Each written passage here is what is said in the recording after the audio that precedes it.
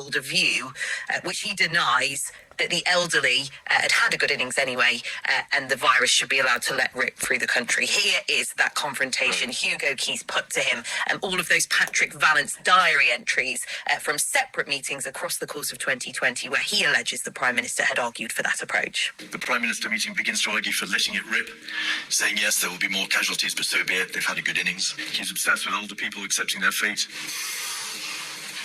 obsessed with the average age of death being 82, which is longer, you believe, than the average life expectancy. Get COVID, live longer, you said. You say at the bottom of the page, according to Sir Patrick Vallance,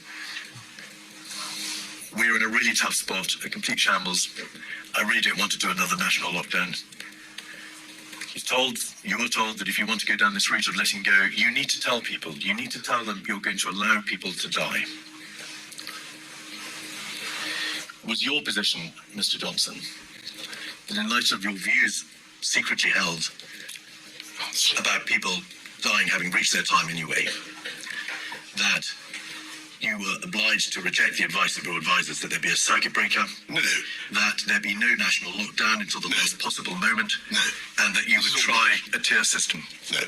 No. The implication that you're trying to draw from fairly clear statements written in diaries by Patrick Vallance is wrong.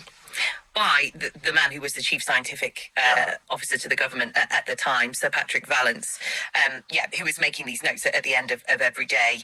But Boris Johnson gave an extremely passionate defence. I just want to remind everybody listening that Boris Johnson has, off the top of my head, also given extremely passionate defences against the accusation that there were any parties in Downing Street, that he attended any parties in Downing Street, that he knew about there being any parties in Downing Street, that he lied to the House of Commons about parties in Downing Street, that he knew that Chris Pincher had a reputation as a serial sex pest when he appointed him Deputy Chief Whip, that he didn't lie to the House of Commons, that he hadn't been found in contempt of the House of Commons, and even when he was found to have been in contempt of Parliament, he gave a very passionate defence of the position that he hadn't been found to be in contempt of Parliament. Just a little bit of context. If you look at what we actually did, never mind the accounts that you have culled from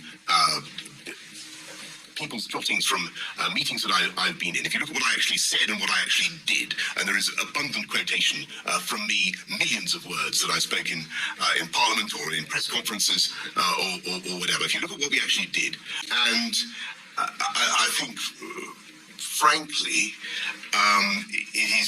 it does not do justice to